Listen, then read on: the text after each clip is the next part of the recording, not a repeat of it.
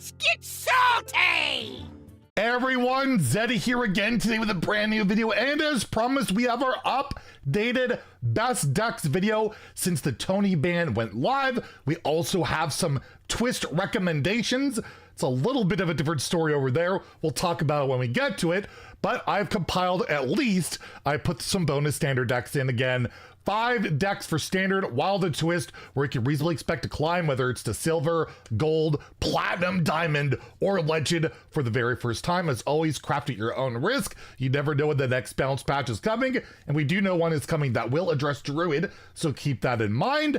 And if you enjoy the content on the channel, and feel like I've earned your subscription, you want to help us on that road to 75,000, please hit that sub button down below. Give the video a like, it helps us out a ton. So starting off with standard, we're gonna start with some aggressive decks that have been really consistent for quite some time and very good. We have Secret Hunter, which has been nerfed multiple times with Starstorm Bow going down to 5 attack, with I guess this kind of being nerfed, Costume Singer going 1 attack, but still really solid deck. The Arcane package is in here with Halderon Brightwing, which can buff up your Eversom portals, give you pretty crazy card draw and Conjured Arrow, and good reach with your arcane shots and your ricochet shots. And yeah, the deck pushes a lot of damage. You have Agromar, one of the best titans out there, and even runs Yogg, as you have a lot of cheap spells to play, and it eventually becomes playable. Not quite at the Druid and Rogue levels, but the card is pretty good even when it doesn't cost 0. Who would have thought that? Maybe it should be like capped at 5 mana, but that's a whole discussion for another day. But yeah, Secret Hunter, not much has changed. They did get the new Celestial Shot in the mini set that is extremely solid, giving additional reach or board presence with Eversom Portal. So really solid, consistent deck. Treant Druid is one of the decks that you don't see a ton of talk about because all the high legend players like to play the Ramp Druid. Treant Druid statistically seems a little bit better, and it's just disgusting, right? You have your ENR into your drum circle. That is absolutely absurd. You get a bunch of board stats, or a bunch of stats on the board that your opponent can't deal with. You could tutor it with Summer Flower Child as well as discount it. Cultivation comes down for dirt cheap. And of course, you even have like Topier in this build. Play Topier, all these spells are generating 3/3s that if you're facing a slower deck, they just can't deal with the infinite threats, right? You're eventually gonna wear them down. You have Lifebinder's Gift that can give you more ramp or mana cheat or value, and that can be valuable as well. And just, yeah, really solid deck. Basically, it's all about that drum circle scam, but it's really effective. Most decks just cannot deal with it, and even those that can have to deal with additional waves.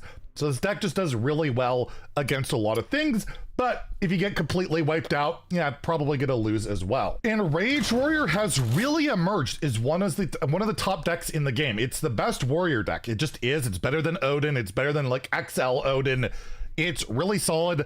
Battle-Worn Faceless, just such an insane addition. Turns out Faceless Manipulator for 2 mana with a slight condition, pretty darn busted, where copying almost anything is good, whether it's a Crazed Wretch, whether it's, you know, Ramornia or Grom, or well, Olgar doesn't work quite as well, but get another Thoribalor. It's just super flexible, and this deck hasn't changed a lot outside of that. It does have the fire package, of course, so you're like your Sun Fury champion into your Anima, can just buff the crap out of the minions in your hand, and Trial by Fire is just an absolute nutty card. And yeah, Enrage Warrior doing incredibly well across all ranks, even high legend, really well performing deck, and even got 1 Accolade in pain in there. This thing with 4 health is just absurd. It's so hard to not allow your opponent to get that extra draw. It's like the best card in Twist too, almost.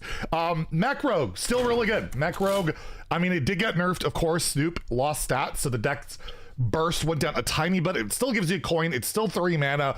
It's still absurd. Your Spark Bots that give Wind Fury, that give Stealth, are insane. Getting out your Mimiron and copying it possibly with like an Innie, and you just have Kravito in there because, you know, just busted Colossal. Really snowbally deck, and as I always say, you either win fast or you lose fast in this deck. Either way, the game is going to be over pretty quickly, and you're on average, you're going to win a lot more than you're going to lose, especially if you just get those snowball mechs going. It can be pretty ridiculous. I see this list has a Bronze Gatekeeper. I haven't seen that a ton, but this is one I picked picked out from Donkey, that's one of the newer ones, showed good numbers, so maybe give that a shot. Maybe that is worth the cut. And next we have Ramp Druid. Even though Tony got banned and all of that, Ramp Druid, still a very solid deck. Multiple players doing really well at high legend with it. The numbers even indicate it's a top tier deck, like it hasn't fallen off that hard, because yeah, just cheating up 1 billion mana, getting to, you know, your ENR really early and all of that is pretty crazy.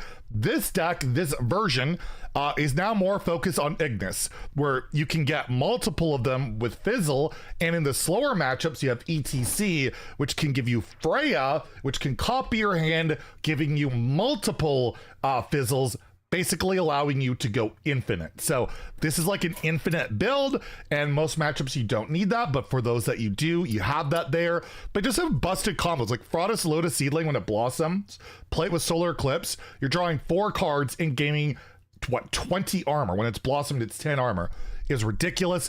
Embrace of Nature helps you tutor out your nourishes. Might hit Lightbinder's Gift as well. Some people only run 1 Lightbinders to minimize that impact. There's a lot of different builds going out there. Prison Breaker is also a new card added to this, where it's just like a neutral, or it's like another neutral AoE that helps you fight for that early game. Of course, Yogg comes down absurdly early in the stack. Seems to be effective. It does struggle against those aggressive decks and can get board cleared in the certain situation, but you can also OTK with Ignis, win for your options, all that. Really nasty deck, and yeah, Druid is probably going to get hit again in the next patch. Rainbow Mage has emerged with a bit less Druids. It's a bit more doable out there.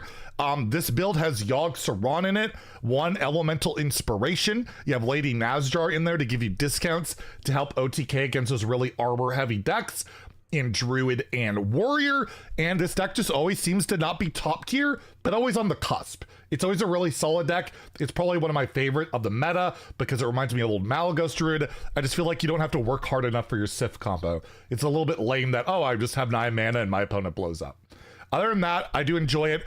Inquisitive Creation is an absolutely disgusting board clear. Can clear some of the most like thick boards out there pretty early on, and Void Scripture is the new mini set card that is just value and also a mana cheat, in that if you have the mana to spend that spell, you can do that. Can be really good to get like multiple objections, counter spells, really good with secrets. Even though your opponent can see what it is, it doesn't really matter that much. They still have to burn a spell, burn a minion, and that can be pretty good. And they got to do that twice because you get 2 of them.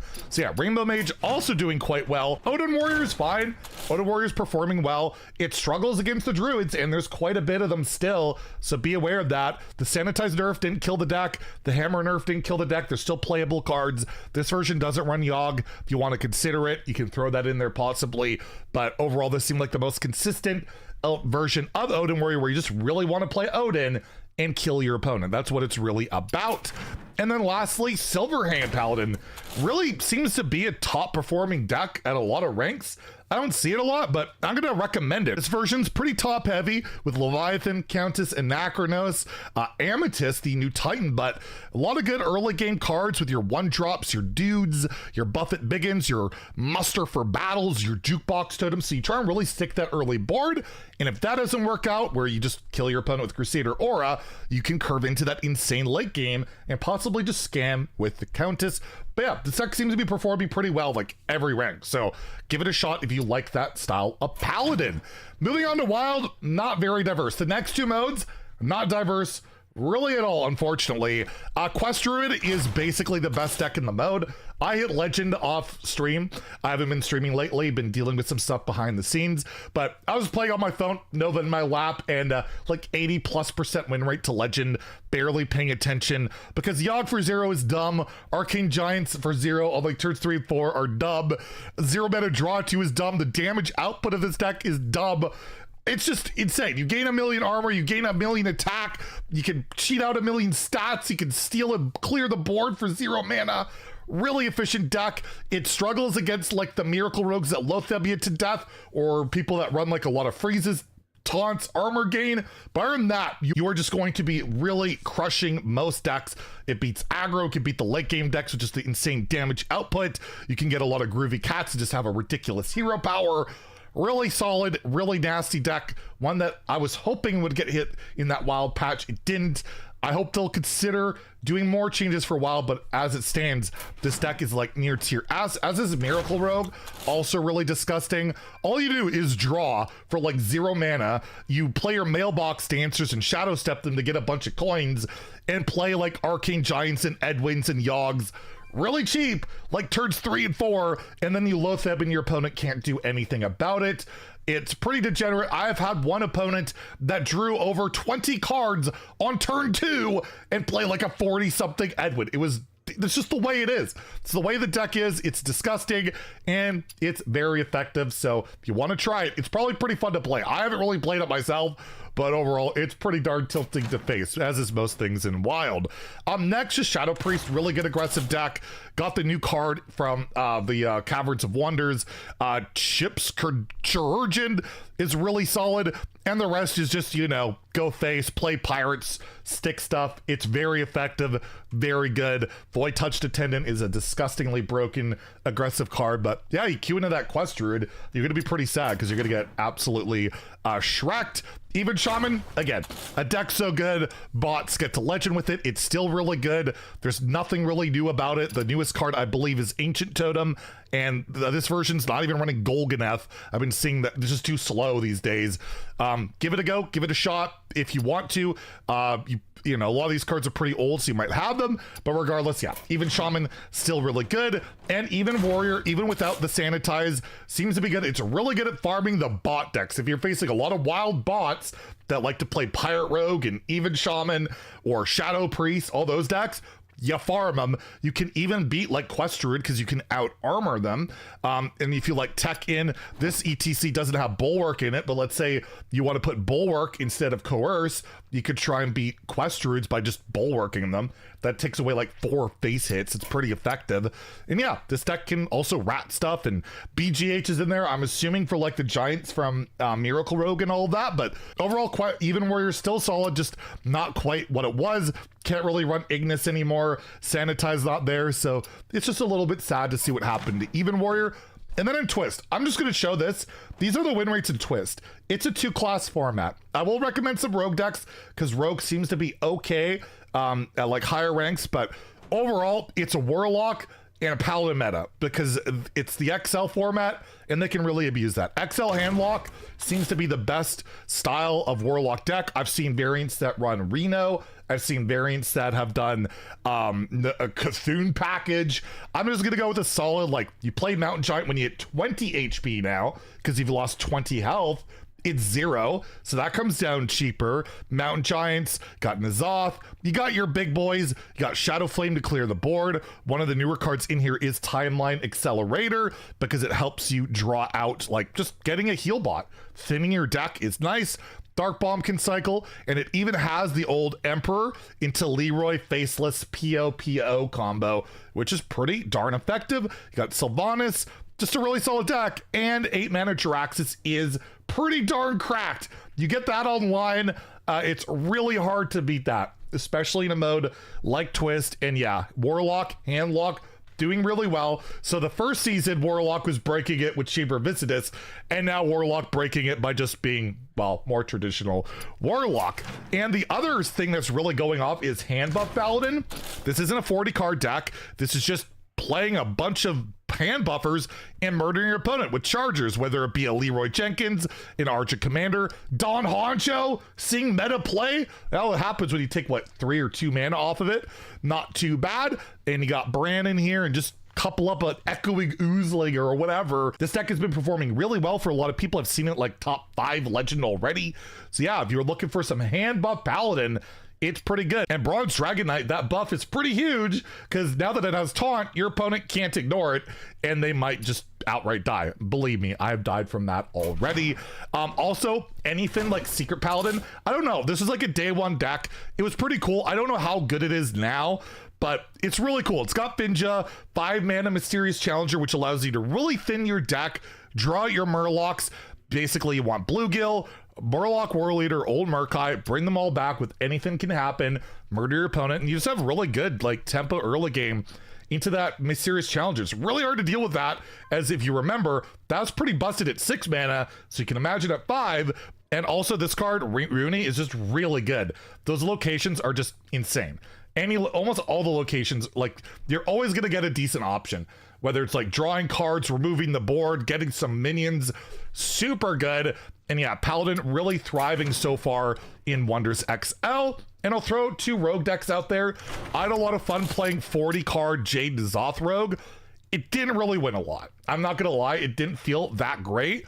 But to play like a value engine where you got N'Zoth and Aya and Belchers and all these Jades, pretty cool. But I felt like I was always running out of cards. The 40 card rule on this really did feel like it hurt. So if you're looking for a more realistic Rogue deck, I think just 30 card Jade is still really good. Ramping up those Jades fast, getting Aya out there and trying to just swarm your opponent down, kill them with eviscerates and all that. Seem to be pretty good. Shade Telegram is still pretty good at 4. So there you go. That is a lot of decks to try out in whatever mode you're looking to try out. Good luck on your climbs. Always let me know what was working for you. You can share it in the comments below. If you enjoyed the video, please like and subscribe. Have a great day and stay salty, my friends.